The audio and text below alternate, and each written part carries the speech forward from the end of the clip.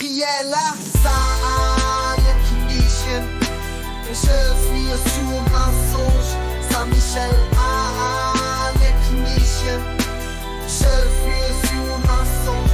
Je priais Saint-Michel et je fis ensuite un songe. Un matin, je priais Saint-Michel et je fis ensuite un songe. Un matin, Saint-Michel Archange, défendez-nous dans le combat, soyez notre secours contre la malice et les embûches du démon. Que Dieu lui fasse sentir son empire, nous vous en supplions. Et vous, princes de la milice céleste, repoussés en enfer par la force divine, Satan et les autres esprits mauvais qui rôdent dans le monde en vue de perdre les âmes. Je m'éveillai enfin, je revoyais mon songe, il fit le dos rond mais ne s'en sortit point.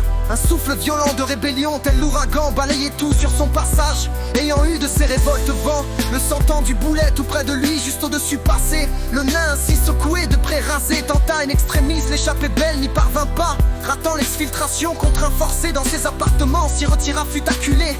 Dès lors amoncelé, les colères atteignaient paroxysme et non retour. La pression était si forte que tout explosa. La déflagration fut telle que le tyran lui-même trembla. Abasourdi, trébucha, fut atterré, paralysé. Du haut palais des Lilésés s'y retirer et s'y terra. On fit alors parler la poudre, on jura dorénavant là. Plus jamais on se fierait au suffrage universel. Plus jamais ne laisserait seul parler les urnes et les merdias de grands chemins.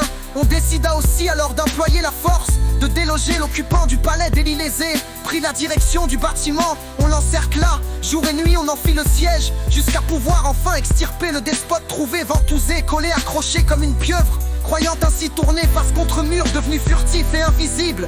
Visage comme encastré d'effroi figé, pris dans le ciment. Et bien qu'enveloppé de couches de l'ange retenant ses fientes, se faisant dessus, ainsi trahi par ses irruptions bruyantes, mâles odorantes de bronze semi-liquide et débordante, fut enfin rattrapé.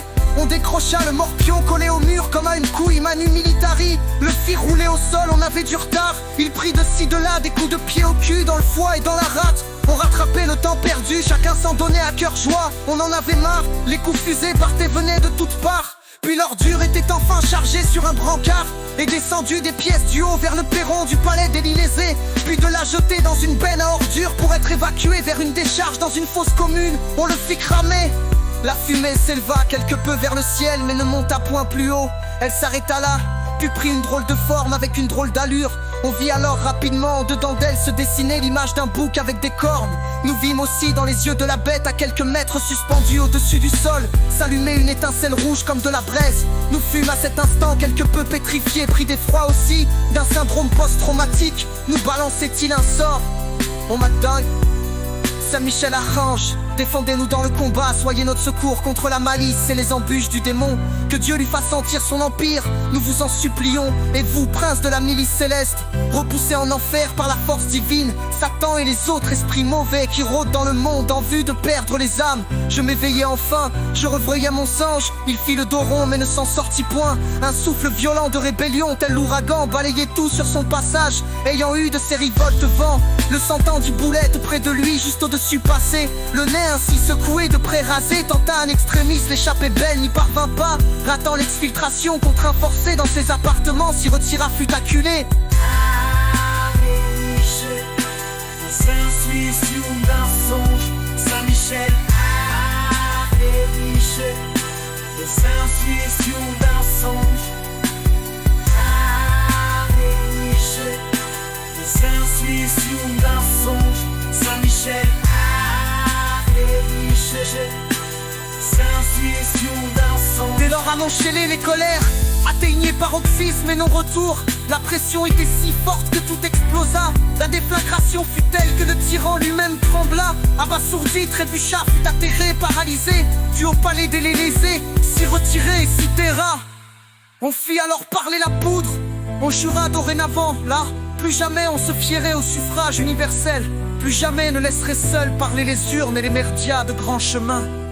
On décida aussi à employer la force, de déloger l'occupant du palais des Lilésés.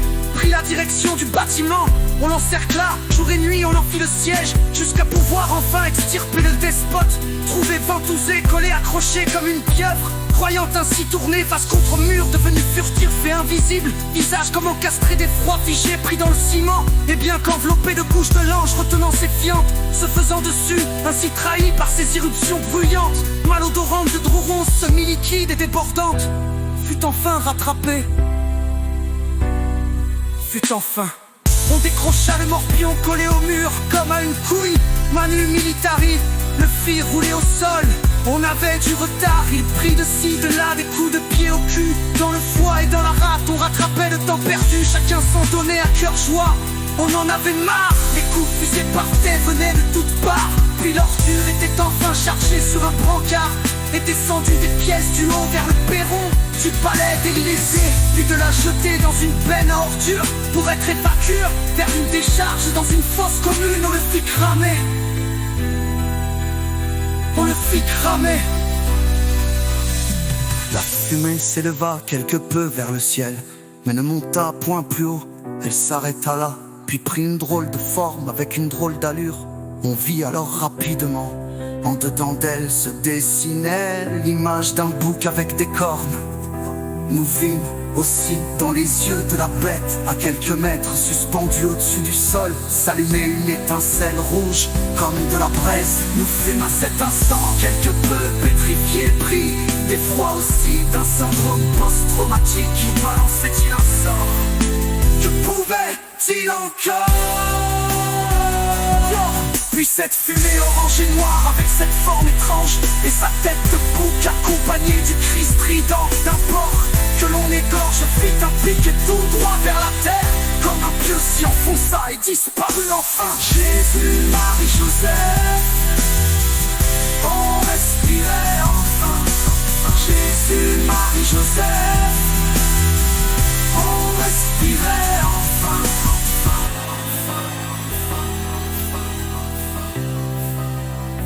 Jésus, Marie, Joseph, on respirait enfin.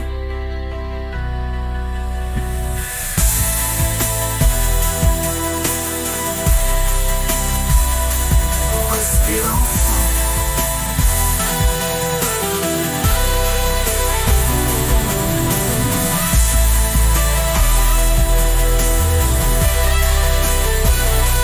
Jésus, Marie, Joseph,